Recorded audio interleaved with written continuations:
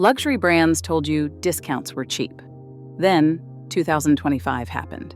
Nearly half the industry started quietly slashing prices in secret, while insisting their goods had never been more exclusive. The real shock? All those member events and private sale emails are not generosity. They are damage control for a system addicted to price hikes. So what happens when luxury gets hooked on its own markups and the cure is a markdown frenzy nobody will admit? Let's dig into the so-called quiet panic sale and why the world's most prestigious brands are now hiding the receipts. Luxury's dirty secret isn't just the markdown, it's the maze brands use to hide it. The rule is simple: never discount in public and blast the back channels. That's where the quiet panic sale really lives. First stop, your inbox. Marketing teams turned email into a private trading floor, slicing customer lists like a chef at Nobu. If you have ever received a members event invite or a friends and family code, congratulations. You are in the secret markdown club. These offers do not appear on the website front page or taped to a flagship window. Instead, they are algorithmically targeted, geo-fenced, and time-bombed. 48 hours, 72 hours. Sometimes just for you. Sometimes for anyone who bought a belt in the last 3 years.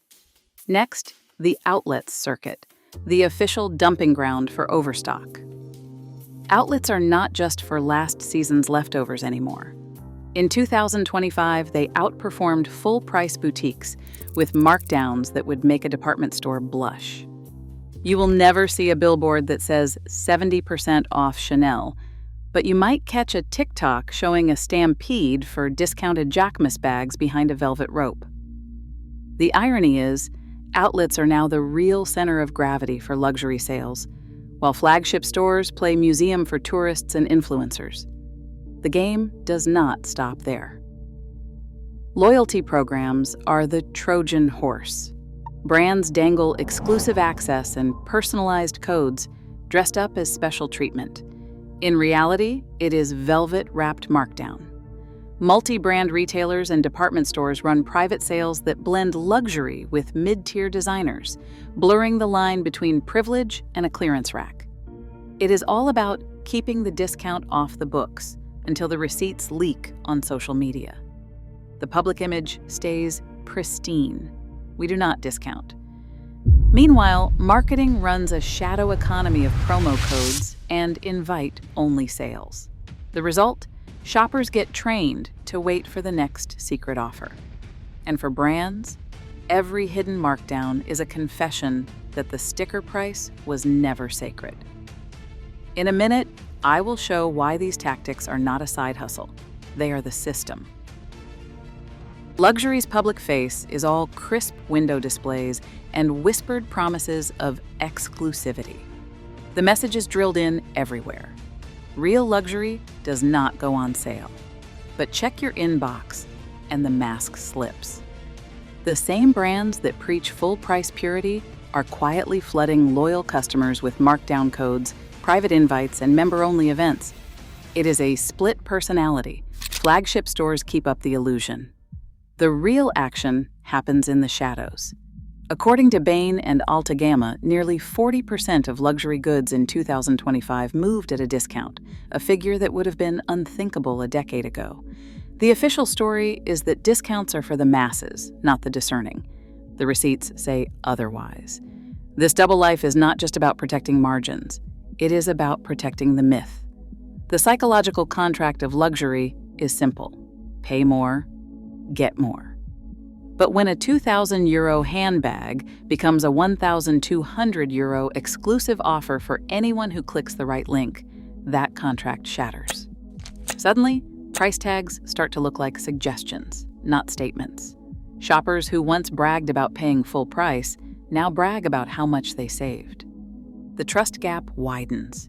If a brand can quietly slash 40% off for a VIP, what is stopping them from doing it for everyone? What was the real value to begin with? The marketing machine is working overtime to keep the discounting quiet. Outlets are branded as destination experiences, loyalty events are dressed up as personalized appreciation, and every markdown is spun as a rare privilege. But the numbers do not lie.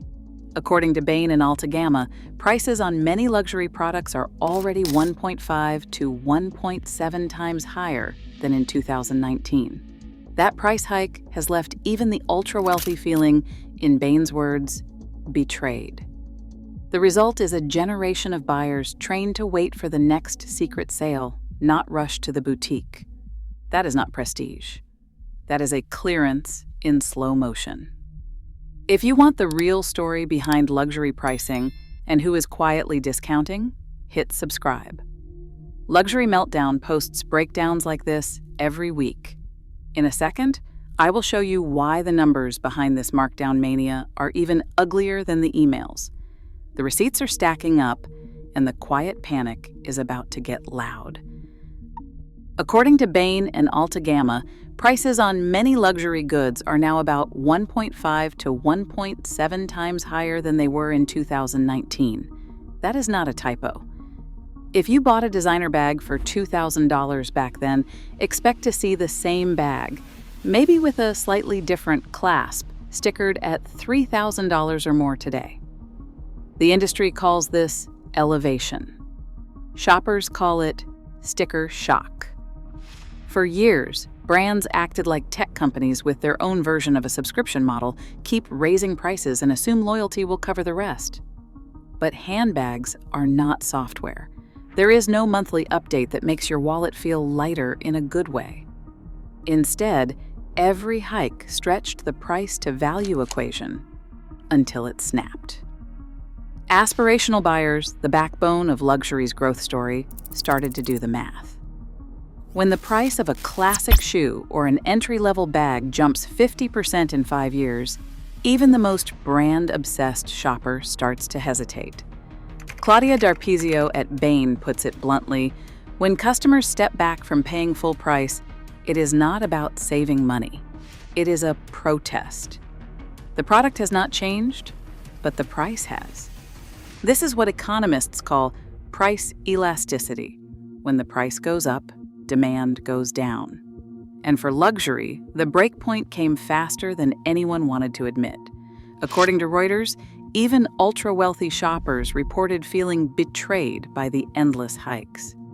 The result is fewer impulse buys, more abandoned carts, and a growing chorus of buyers waiting for the next markdown email. Price fatigue is not a marketing challenge. It is a system error. In a second, I will show how this fatigue started flooding the stockrooms and why luxury brands are now sitting on piles of unsold dreams. According to Bain and Altagamma, luxury brands are now sitting on inventory piles 3 to 4 percentage points higher as a share of revenues than they were in 2019. That is not a rounding error. That is a warehouse full of unsold dreams. Chief financial officers and merchandisers call it turnover pressure. For everyone else, it is the reason markdowns are multiplying like rabbits. When stock does not move, the math gets ugly. Every extra handbag or pair of sneakers sitting in a back room is not just a space problem. It is cash frozen, profits evaporating with each passing week. Retailers love to talk about performance discipline and AI-enabled efficiency, but the reality is more basic. Too much supply, not enough demand. Monobrand stores are reporting weak footfall, especially in the big cities where luxury likes to parade itself. The flagship boutiques look busy on Instagram, but the tills are quiet. Meanwhile, outlets and off-price channels are quietly becoming the new cash registers, moving product that full-price stores cannot. The logic is brutal. When inventory stacks up, brands do not just worry about lost sales, they panic about cash flow. That is why outlets are now the industry's unofficial safety valve. Move the goods, take the margin hit, and hope no one notices. According to Bain, this inventory glut is not a blip. It is systemic. Stock levels have been climbing since the post-COVID boom faded, And every season brings another wave of unsold product. The result? The markdown machine keeps humming. It is not just about cleaning out the stockroom, it is about survival. When luxury brands are forced to choose between storing unsold goods and protecting the illusion of exclusivity, the spreadsheet always wins, and the markdowns keep coming. In a minute, I will show how this inventory overhang is changing the way shoppers buy, and why waiting for the sale is not just smart, it is now expected. According to Bain and Altagamma, outlets did not just survive 2025. They quietly became the industry's growth engine, clocking in at 1% to 3% gains while full-price boutiques limped along. The playbook is simple. Take unsold stock, slap on a markdown, and funnel it through the back door. Suddenly, the outlet mall is not just for bargain hunters. It is where the real action happens. And every shopper who scores a deal there learns the same lesson. Patience pays. According to Bain and Altagamma, the second-hand market exploded to 50 billion euros in 2025. That is not a few vintage addicts on social media, it is a mass migration. Millions of buyers deciding that buy smart beats paying retail. Why pay 3,000 euros for a new bag when you can wait, watch, and grab it for half that on resale? The logic is bulletproof, and the industry knows it. The result is a new kind of luxury customer, one who is allergic to full price, trained by years of secret sales and endless promos. These are value hunters, not impulse buyers. They will stalk a deal for months, set alerts, and swap tips in group chats. The more brands try to hide the discounts, the more consumers smell blood in the water. Every markdown, every outlet drop, every secondhand surge is a reminder. The sticker price is just a starting point. According to Bain, this is not a phase, it is a rewiring. Buyers are not just waiting for sales, they are expecting them. The longer brands play this game, the harder it becomes to pull shoppers back to full price. In a moment, I will show why the industry's own tactics are coming back to haunt them, and why every markdown is really a confession.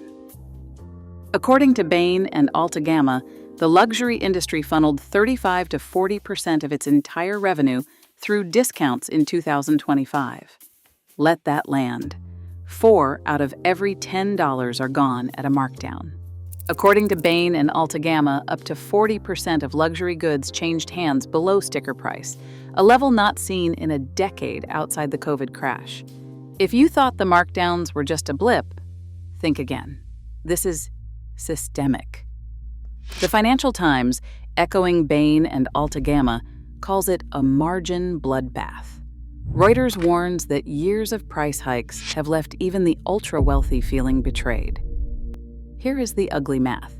Every time a 2,000 euros bag gets pushed out the back door for 1,200 euros, the brand's margin takes a hit.